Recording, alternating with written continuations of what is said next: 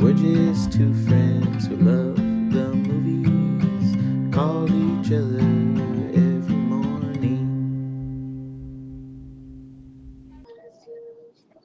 One sec. PT. Trying to. Can you hear me? Yes, sir. Hold on 1 second. Technical difficulty. 1 second.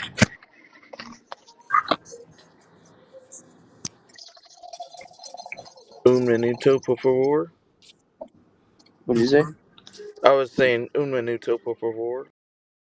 So basically, this will be the time by which most viewers who were in any way duped by our thumbnail, thinking that they were happening on a legitimate film podcast, Yeah. have long since clicked away. Yeah. This is So this one's for you, few faithful. Hey, you know what? We can trim it out if you like. I Take a can chance, take a chance, take a chance, take a chance on me. I can trim it out, Remember man. in The Office where Andy finally gets Angela to go on a date with him by Yeah. doing a rendition of ABBA's "Take a Chance on Me." Yeah. Dude, you know what's crazy about that? I don't know if you knew, which I think you might be interested because it looks hilarious. Did you see the La Oficina? No, I did not. The trailer to La Oficina, it premieres in March. The Is it movie. a Spanish Or version I'm of The sorry, Office? it's a series. Yes, it's Spanish from Amazon. That's cool. No, I'm not gonna watch it obviously, but I'm good with The Office. I mean, it's intriguing that this phenomenon is happening, but it's not something I'm gonna pursue. Wow, dude. And I thought you were because you're 100% fluent in Spanish. Very funny. Anyways, Mitch, how's it going, man? What did you watch? Did you finish some things? And Yeah, yeah. yeah, We finished Eternity last night. oh, okay. So if you haven't heard in previous episodes, right? Don't call it a I've been kahuna. we're calling it a Kahuna, right? I've been looking forward to Mitch watching this movie. I've been waiting. So, Mitch, why don't you lead us? Why don't you let us know your thoughts, right? And then we can go on and talk in more great spoilers or whatever you want to call it. Yeah, as you might have expected, Sam, I did really enjoy this movie. I think it's a very uh, original fantasy romance, Yeah, and it's nice to have something like that. And you know, I think all three of the leads are good, but I really think that Miles Teller sells the movie. He's such a yes, likable and unique guy, and he just jumps into this role with a lot of subtleties that really make the movie work well. So I like the movie, Sam, for sure. dude. And I'm sorry, we're immediately gonna go into spoilers. We're talking about it. All right, it's on Apple TV, so please skip to the next segment if you don't want to hear about Eternity. But we're gonna be talking about spoilers. But anyways, the line that always got me like rolling, right? It was an ongoing joke. Was the whole uh, it wasn't even a Cool War, it wasn't even uh where he kept on making fun of the fact that the guy was in the military, Yeah, the Korean War, yeah. the Korean War, and That was it was like a risky, funny joke. yeah, dude. Every time he mentioned Which that, war? Yeah, I died in the war. One or two. Korea still counts. dude. Oh my god! Every time they brought that up, I was just like But joking. something that was getting me was the running pretzel gag. Even after life, he was still stuffing down those pretzels and getting choked up on them. She's like, seriously? Oh my gosh, man. And it's so pathetic and sweet that you know you're saying that the last thing I saw was your face. They were showing that picture around, and it made me choke on the pretzel. Oh gosh, man. And I like the part where Elizabeth Olsen is like, "Look, I just need some time." He's like, "Okay, that's fine." And he goes to the other side of the bed and It gets starts in to bed. he starts to throw the pillows down, I which hate these comes things. it comes around, right? Because she's like, she says something like, I miss the way you throw your pillows on the ground, right? Like it's like Oh you yeah, that's you right. you see it, right, and you just know like, okay, this is like a nightly routine where he gets to bed, throws the pillows down, right. uh the characters felt so lived in, right, like you felt like they Miles Teller was the old man, if that makes sense. They did such a good job, man, of all of these little nuances of what it's like to be in a long time relationship that kind of would just like immer but like the positive and the negative things. Like there were so many moments where they would get chuffed by each other or like amused by each other, and then so many other moments where they'd get annoyed or frustrated with each other. And the way they played that was extremely well done. What did you think of how the movie opened? Because when I watched this in theaters, it surprised me. Like I thought they were immediately gonna wake up in the afterlife or eternity, whatever you want to call it, heaven. But no, it didn't open like that. It opened to a freaking hilarious like traffic, right, where they're holding up traffic. What were your thoughts on that? Well, first, I thought that they did a great job casting the elderly folks, and you just kind of using the makeup and hairstyle to evoke the younger counterparts, and vice versa. It was it was good, and also I like the red herring that you think that this is how they're both gonna die is like together in traffic. Um, the movie does a really good job in its construction throughout, and then kind of like because if you've seen the movie marketed at all or even read the byline, you know what the hook is, you know what the premise is, and that they and so the whole time it just kind of keeps you on your toes a little bit, uh, with the way that they write it. Yeah, what were your thoughts on the two what do they call them, the consultants, right? She just won an Academy Award. Her name is, Davine Randolph or something like that. yeah, Davine Mm, Randolph Joy, I think, or yeah, something. and no, they were basically funny. I Have you ever seen A Matter of Life and Death? No. Um, I guess it doesn't matter, but in that there's a similar kind of conceit with the afterlife, and where Yeah. there's like a person kind of assigned to usher your soul, and also like similarly like really over the top kind of personalities. I don't go for that as much. It didn't really distract too much from the movie for me, but kind of like these like very vibrant loud side Yeah. characters that are meant to be funny, a lot of times they don't tend to work for me. Yeah. I mean, I agree, but I think that these side characters worked. And you know what I loved, right? Uh-huh. So this is a fantasy romantic comedy, right? Yeah. This is a Yeah. fantasy romantic comedy. I love the fact that in normal romantic comedies you have the best friend, right? But in Yeah. this movie, it's almost as if they split the best friend character into three different characters, right? You have Randolph Joy. You have the other guy where she's interested in, right? Yeah. Their whole interactions were funny, and then you actually have her best friend that died shortly after, right? Yeah, that's a Or good before. point. The best friend kind of archetype is just like a rotating group of people. When it makes sense for whichever scene, they'll insert a different kind of person who elsewhere could be. So, like for example, like the guy that she's interested in, Yeah. he also kind of plays like the best friend archetype to Miles Teller even in one scene when they're Yeah, getting drunk. It's kind of exactly. interesting how they do that. That's a good point.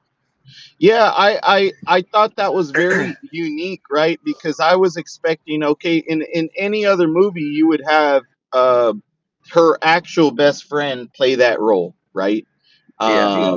And but in this one, it always kept me, it always kept me guessing, man. It always kept me like, okay, where is this gonna go? Because I'll admit, Mitch, I didn't know, I didn't know how this movie was gonna turn out. Like I had hopes, right? Like I was like, okay, I hope she ends up with some this person, but let's see how it plays out, right? Um, Yeah. so I yeah, they put you in the position of Olsen's character really effectively. And so by the time you get to the end of it, so I was like, okay, I think she's gonna pick neither. Okay, and she did that. And then I thought it was a nice piece of writing to have him realize that because the way you appear in the afterlife is the way you were happiest in your previous life. And so he realized that because of the way her hair was done, and it wasn't like that when he met her, yeah, that she was happiest before him, yeah. which means with this other guy. And so that's when he makes the self-sacrificial decision to tell her to go with him instead of going by herself to an What afterlife alone. what did you think of that choice in terms of I like character development? I thought it was great. I because he wants to be with her, and he's like he's like impulsively selfish, but at his core, he's always made decisions that were going to make his wife happy, and that's such good writing. Like because you that's what most a lot of human beings are like.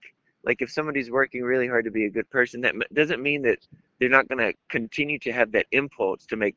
Like I Yeah, thought it was good that he almost went off. Like he was kind of a he wasn't stupid. He was kind of a lunk kid. I can't remember. Even they even kind of drew attention to the nature of how they were writing his character in one scene. How they had Cal talking about he's like, no, he's like, you always seem like you're deep in thought. He's like, well, I'm not. Like, I never think about that. He's like, don't look at it that way. Like, you know what you want and you go get it. And it's like yeah, he is a competent basic. He's just a real person. Like he's yeah, basically competent. He has selfish impulses. He loves his wife, and all of these things are mixed together in this big stew. yeah. Oh man, that just makes me appreciate the character more, right? And I thought it was, I'll be honest, that was one of the first times during the movie, right? Before that, I got a little emotional with I got a little emotional with the whenever it was the lady Elizabeth Olsen as an older lady when she was on the deathbed, right? Like I did get a little emotional about that, but the first time Yeah, where I actually got teared up, dude, was whenever he made that sacrifice because we had been with him up to that point, right? And you're yeah, right, like he was selfish, but at his core, he was a good guy, right? You yeah, you, yeah, you knew yeah. he was a good guy. And like Um, he never made like really calculated selfish decisions. The selfish decisions he made were either impulsive or like because he just didn't know like exactly what to do. yeah, like he even had that backup plan of, writing her a letter, and he was like, "Well, can you give this to her when she gets here? Like, tell her I'll be It's so waiting." it's so great and so pitiful because he's like, I don't really know what to do. I guess just figure this out. And you can tell that he's always had her there, right? Yeah, yeah, Like that's a good point. making that choice for him. For making it And together. yeah, and he's just like, I don't know what to do. All right, well, and I just thought it was so funny where he's going down the escalator and he sees her and he freaking puts the, what is it called from The Hawaii, lei, yeah. Yeah, He's he got this puts it big on the flower lamp. little kid. Oh man. So I Yeah. So by the time, sorry, you good. sorry, bro. By the time he lets her go, and she goes into this afterlife with the other guy, and they have a perfect montage of them together where you're like, oh, okay, yeah. So my thought was when he says like, she, Joy is like, do you feel like you know which afterlife you want to go to? And he's like, yeah. I thought he was gonna follow them into the afterlife and just wait it out until um she inevitably got tired of him, or just so he could see her be happy. That was kind of my right. Yeah. That's what I thought should happen. And I thought that for a long way up to the very end, but I ultimately do think that they made the right decision. Dude, I completely agree with that because the reason why they made the right choice there is because it was kind of like an act of love. Like, okay, this guy was willing to wait in limbo, Purgatory. Yeah. purgatory, right? Waiting for her, knowing that she was gonna die in some within the next like what 60 years or whatever it was, right? Yeah. Whereas he made that choice knowing he's not waiting for her anymore, right? Like he knows she's already dead, so he could have easily gone to the beach afterlife or whatever, but he didn't. Yeah. I thought Yeah. that in itself was an act of love, and I do think it was the right choice because it gave them the opportunity to go into one of those other um, doors, as you will, right? One of those other afterlives. And what did you think of the very ending, man? Where they ended up? Well, here's the deal. Before that, they kind of cheat because you got this whole thing where you can't switch afterlives. But it's cool because you get to see her kind of. First of all, they have these archive chambers where you can go and view your whole life as it was before. And there's some sweet scenes where she watches their entire life together up until the to I, the end I of it. I love that, by the way. I love I that they didn't just show you a flashback. I loved how they made it more like a museum. I liked it too. And I liked it kind of was a payoff on the beginning of the movie when you see them together in the car again and you know why. Dude, I was trying to walk away from this big loud truck, but it's like chasing me. Um I and there's a can hear you storm fine. coming, dude. I feel like I'm in a Coen Brothers movie. Okay, so there's a payoff in the beginning when she sees that and you know she's gotten to the end of their lives together. And then there's a great scene where she escapes and like it's almost like Eternal Sunshine where she's like Yeah, running through her past memories and Kaufman would have wrote the heck out of this script, by the way. And then after that she's back with him at the bar, which is another nice piece of synchronicity yeah. because I like that one patron that's always trying to sell people on a afterlife is like I would have I like the other bartender I like the Uh, other bartender better. It's like a good it's a good line for the movie because of what we know. yeah, Um, and then yeah, they end up going back basically to a suburb where they spent most of their life together as their eternity. yeah. I thought for me that was perfect because it goes back to me and you always sending videos to each other about you know, oh, if going back to the 2000s, right? And it's Yeah, always showing these neighborhoods, right? yeah, And yeah. just seeing that neighborhood, it gave me a sense of calm. It gave me a sense of peace. I was like, you know what? Yeah, this feels right. This feels perfect. They were perfectly happy with that. I guess, dude, I felt like if we had let the scene roll a little bit longer, he would have cussed at her for like, you out of all the eternities, you brought us to the suburbs? Are you kidding me? We can go anywhere. No, dude, no, I disagree. I think at that point they were both on the same wavelength. They as long as they were together, that's all that mattered, man. That's all But that there's mattered. so many interesting moments, and it's a great movie to watch with your significant other if you have one, because you're just kind of talking throughout. Like, first you're ribbing each other, like, would you pick me? And then you're like actually getting into some deep conversation about, like, for example, she was like, of course I was happiest when I was with you because we didn't have a mortgage or bills, or I hadn't had a great loss in my life yet. Um, and but also she's like, happiness is like all of the things. Like when it's the whole mix of the things. Like when you're arguing. But then I was like, they're having their first argument, you know? Like if they Yeah, go on in this life, it's gonna be like the same thing as she had before, where basically um, they were good times and bad times. yeah. Um, and I but it's just a weird thing. yeah, yeah. There were a couple times where I thought, okay, she was going to end up with this guy, right?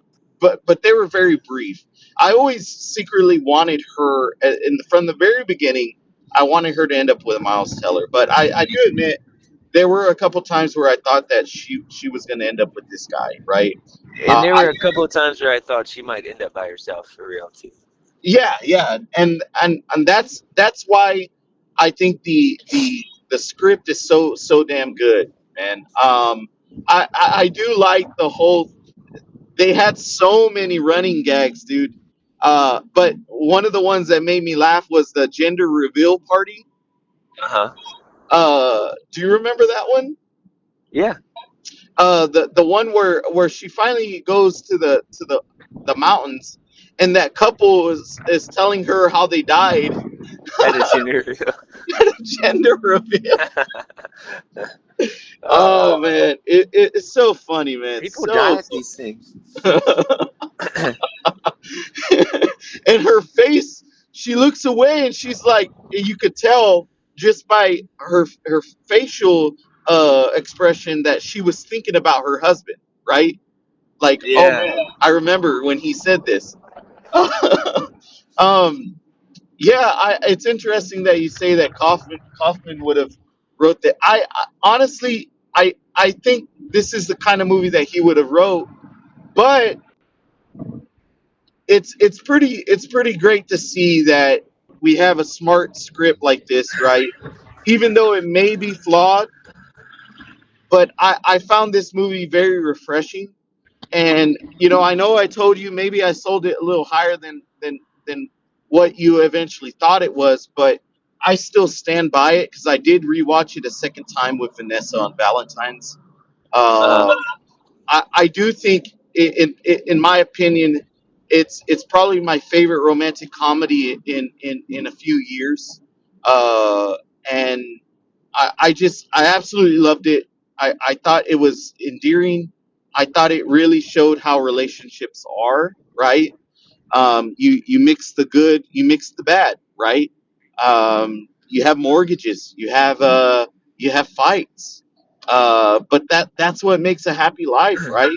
At the end of it, you're like, you know what? I kind of miss just sitting down having a simple conversation, right?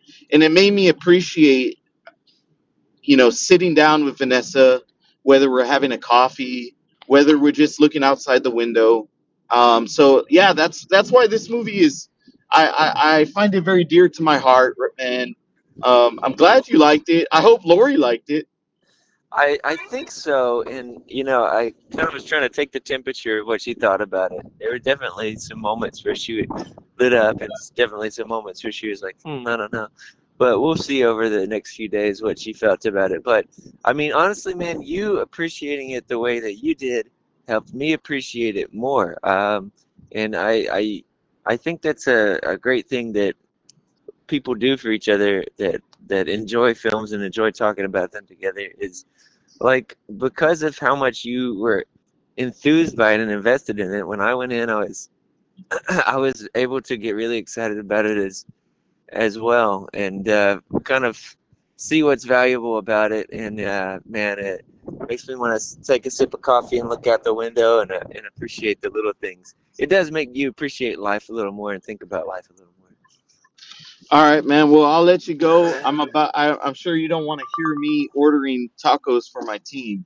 So Yeah, I'll I let mean, you go. obviously our listeners probably want that, but you know what, dude? Yeah, I mean, me and you, because we're gonna choose the same eternity. We'll get to spend all that time together. So don't even worry about it, man. We'll All let each other go for now. all right. Sounds good, man. See you.